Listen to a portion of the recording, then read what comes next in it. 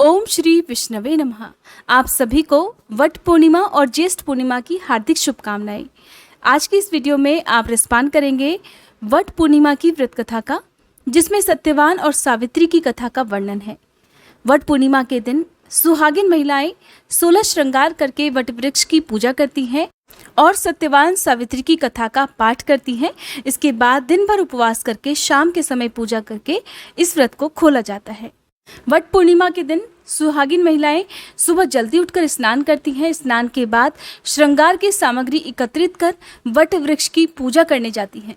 फिर वहां पर बरगद के यानी कि वट के पेड़ की पूजा करके चारों तरफ कलावा या कच्चा सूत लपेटती हैं। फिर जल अर्पित करके हल्दी कुमकुम लगाकर विधि विधान से पूजा करती हैं। इसके साथ ही वट वृक्ष के नीचे बैठकर ही सत्यवान और सावित्री की कथा सुनी और सुनाई जाती है। पूजा की समाप्ति करने के बाद आरती करके मन ही मन अपने पति की दीर्घायु की प्रार्थना की जाती है। ऐसी मान्यता है कि पूजा करने के बाद सासू माँ को बायना देने से सौभाग्यवती और पुत्रवती होने का आशीर्वाद भी प्राप्त होता है। वट पूर्णिमा के दिन वट वृक्ष की ही पूजा क्यों की जाती है, तो इसके पीछे मान्यता ये है कि वट यानी कि बरगद के पेड़ की आयु बहुत लंबी होती है।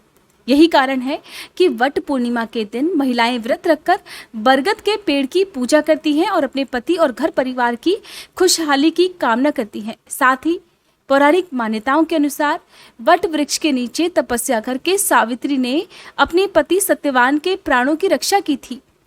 और साथ ही हिंदू धर्म में माना जाता है कि बरगद के पेड़ पर त्रिदेवों यानी कि श्री ब्रह्मा, विष्णु और महेश तीनों का वास होता है।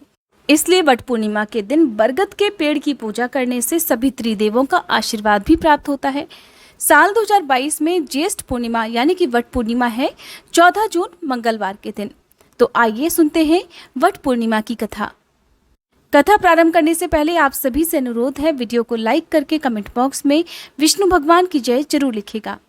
पौराणिक कथा के अनुसार मद्र नामक एक देश पर अश्वपति नाम का राजा राज्य करता था। उसकी कोई संतान नहीं थी, जिस कारण वह हमेशा दुखी रहा करता था।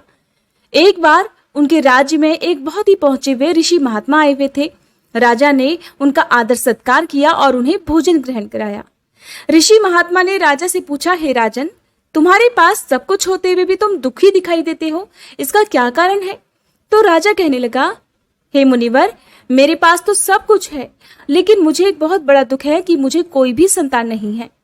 राजा की बात सुनकर ऋषि कहने लगे कि हे राजन, तुम और तुम्हारी पत्नी दोनों मिलकर हर साल जेठ अमावस्या का व्रत रखा करो, इससे तुम्हें संतान सुख अवश्य प्राप्त होगा। ऋषि के बताए अनुसार राजा और उनकी पत्नी ने मिलकर इस व्रत को किया। उनकी भक्ति से प्रसन्न होकर देवी सावित्री ने उन्हें सुंदर पुत्री होने का वरदान दिया। ठीक 9 महीने बाद ही राजा की पत्नी ने एक सुंदर कन्या को जन्म दिया। राजा ने अपनी कन्या का नाम सावित्री रखा। सावित्री जब धीरे धीरे बड़ी होकर विवाह के लायक हो गई, तो राजा को अब उसके विवाह के लिए योग्य वर ढूंढने की चिंता सताने लगी। तब राजा ने सावित्री को मंत्रियों के साथ स्वयंवर ढूंढने के लिए भेज दिया। जंगल में सावित्री की मुलाकात द्युमत सेन के पुत्र सत्यवान से हुई।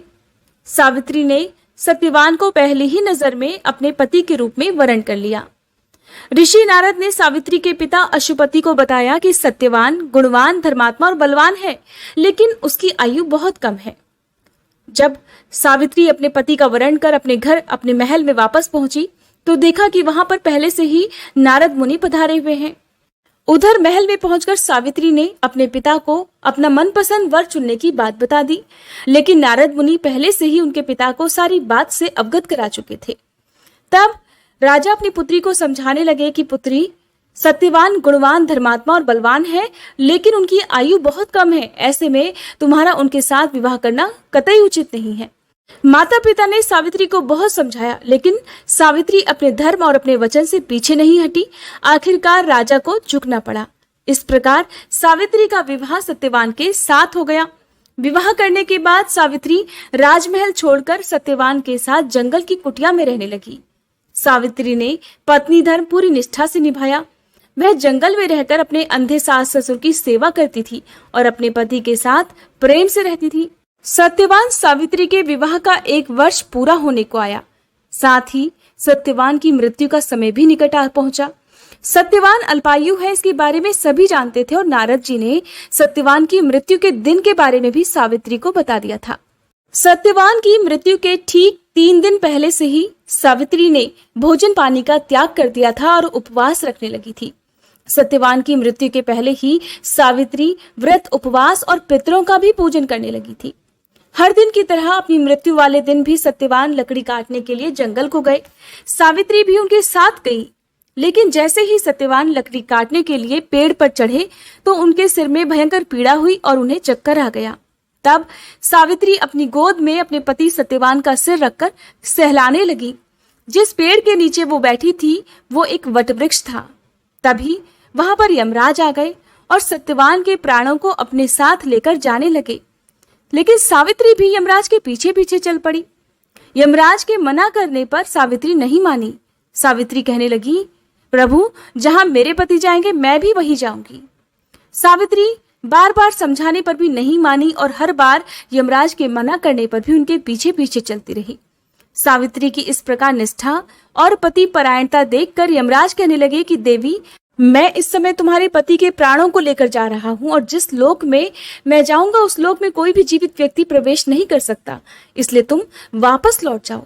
इस प्रकार यमराज ने 3 बार सावित्री को समझाया, लेकिन सावित्री नहीं मानी और वे पीछे पीछे चलती चली गई।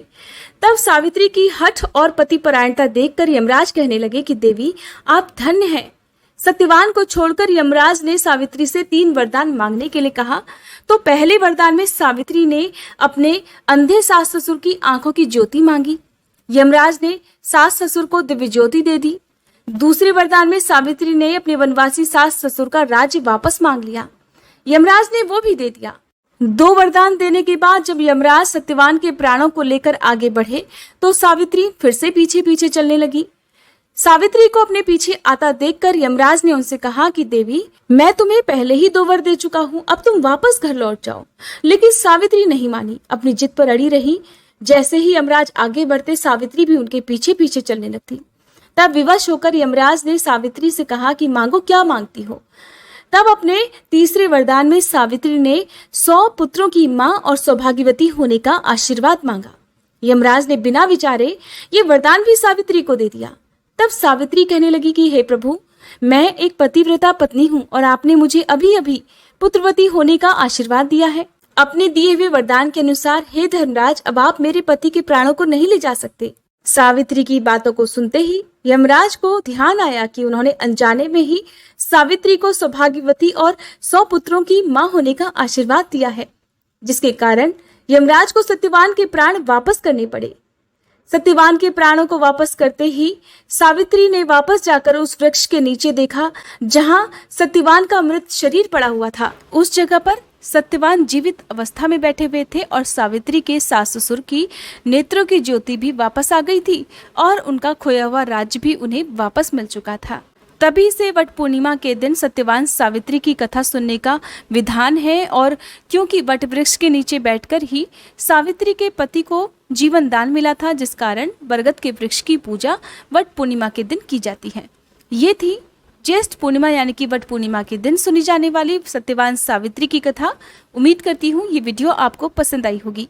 अगर आप जानना चाहते हो ज्येष्ठ पूर्णिमा की संपूर्ण पूजा विधि के बारे में या सुनना चाहते हो सत्यनारायण भगवान की कथा, तो इसकी वीडियो भी हमारे चैनल पर अपलोडेड है। आप चाहें तो उन कथाओं को देख सकते हैं।